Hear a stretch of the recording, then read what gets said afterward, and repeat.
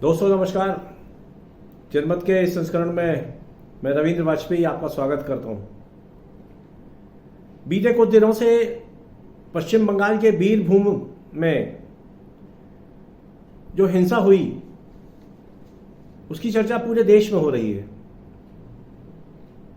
एक नेता की हत्या के जवाब में जो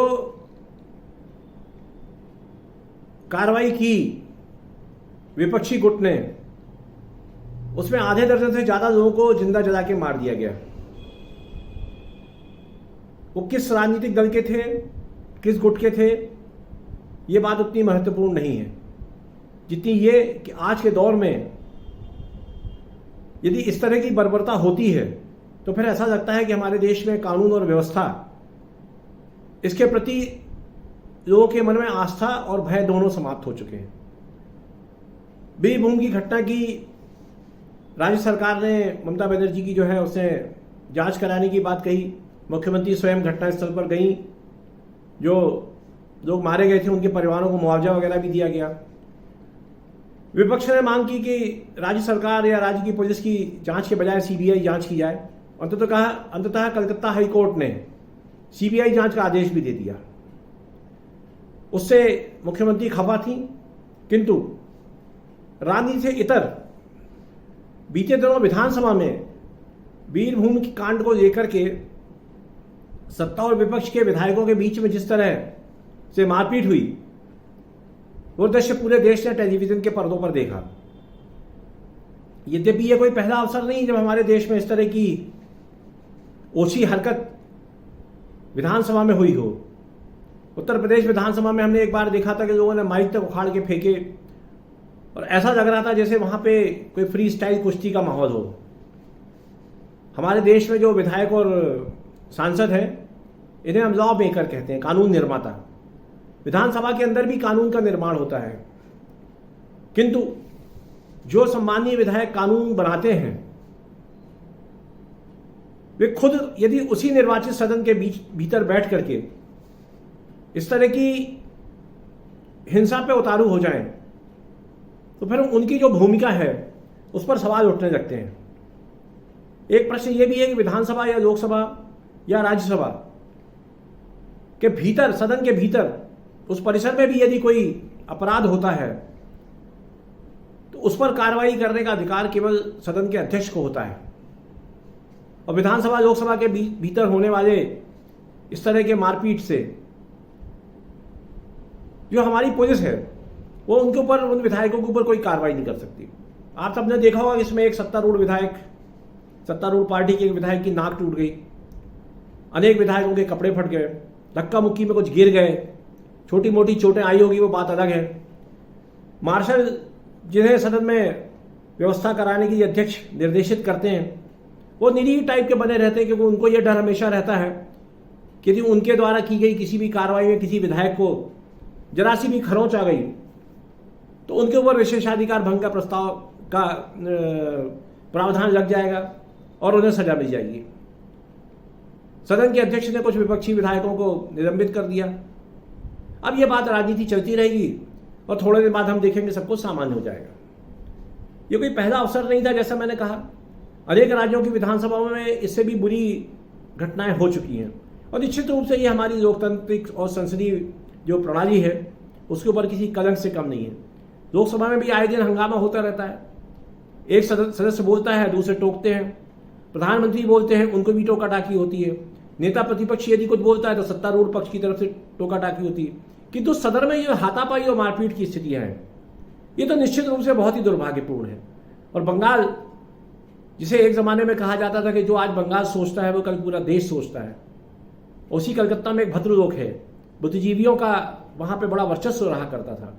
बंगाल ने देश को हर क्षेत्र में, ज्ञान के, विज्ञान के, राजनीति के, शास्त्र के, कला के, साहित्य के क्षेत्र में एक से एक विभूतियां दी हैं।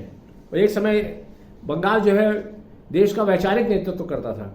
उसी बंगाल की राजधानी में, वहां की विधानसभा में एक हिंसात्मक घटना को लेकर के उसकी प्रतिक्रिया स्वरूप, जिस पर विचार करने के लिए सदन बैठा हो, यदि वहां हिंसा होने लगे तो फिर आप सोचिए कि लोकतंत्र के इस मंदिर में बैठे हमारे तथाकथित पुजारी ये खुद जो है ये कितने भ्रष्ट हैं। भ्रष्ट से मेरा मतलब वो घूसखोरी वाला भ्रष्टाचार नहीं है। अभी तो भ्रष्ट कहने का अर्थ ये है कि कानून के रास्ते से ये लोग भटके हुए हैं।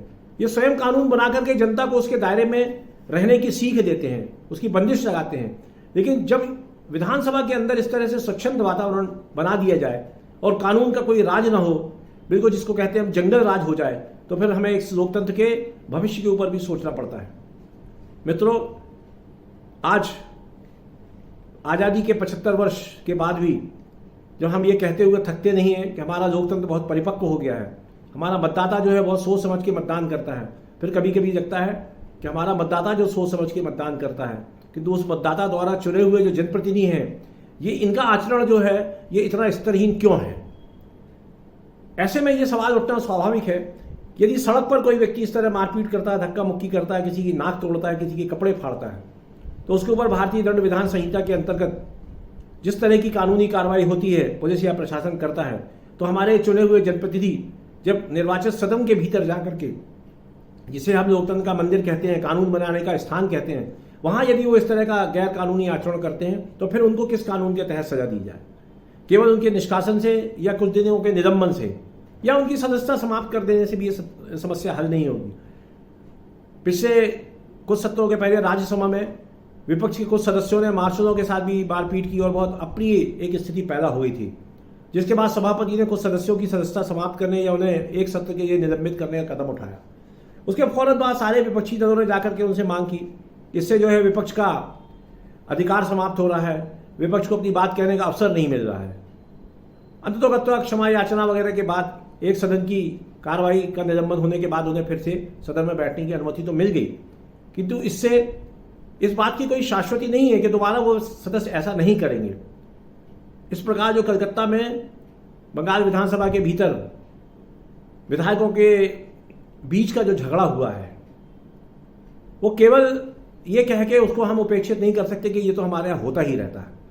मुझे लगता है कि देश की संसद को और देश के सर्वोच्च न्यायालय को स्वतः संज्ञान लेकर के इस बारे में कोई ना कोई एक आचार संहिता बनानी ही होगी, वरना कानून बनाने वाले लॉ मेकर्स जिस तरह से कानून की धज्जियां उड़ाएंगे अगर सदन के भीतर, तो फिर आम जनता के ऊपर उसका क्या असर पड़ेगा, ये एक बहुत गंभीर और विचारणीय प्रश्न है।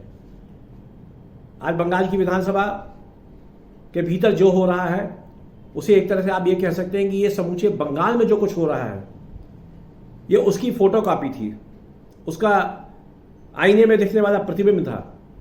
ये इस बात का भी सबूत है कि बंगाल के भीतर आंतरिक स्थिति बहुत खराब है।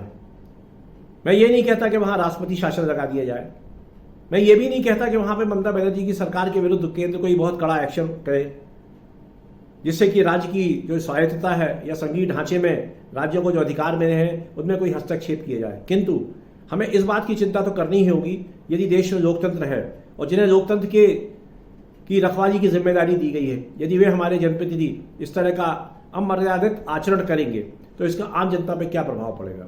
हम अपने विश्वविद्यालयों में कई बार छात्रों के उत्पात देखते हैं, सड़कों पर निकलने वाली राजनीतिक रैलियों में उत्पात हो जाता है और उसके बाद पुलिस कार्रवाई करती है। एक व्यक्ति यदि चकाजाम कर देता है किसी मांग को लेकर के, तो उसके विरुद्ध भी पुलिस कुछ ना कोई एक्शन लेती है, उसके ऊपर मुकदमा दर्ज होता है। फिर इन विधायकों ने जिन्होंने सदन में थोड़ी बहुत तोड़फोड़ भी की, एक दूसरे के कपड़े फाड़े, एक दूसरे को धक्के दिए और एक विधायक को चोट भी लगी, जिसको कि नाक से खून बहते हुए हमने अस्पताल जाते हुए देखा।